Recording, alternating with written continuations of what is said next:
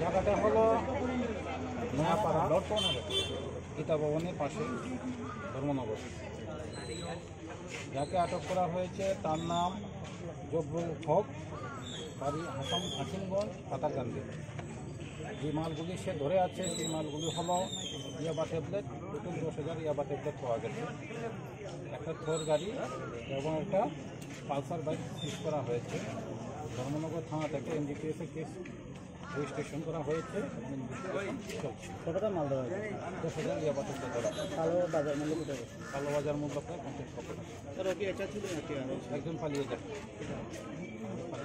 এবং গাড়ি দুটো।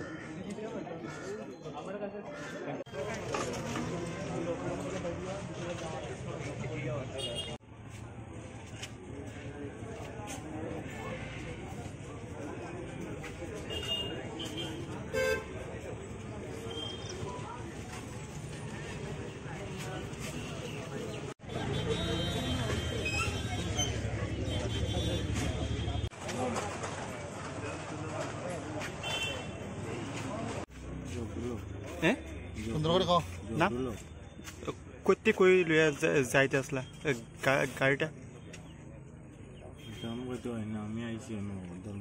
তুমি কি ওই গাড়ির মালিক? গাড়িটা কার? গাড়িটা কইতে পারি না। কইতে লইছ? আমি দামছড়াটা গিয়ে আইছিল। আর কে কে আসলো?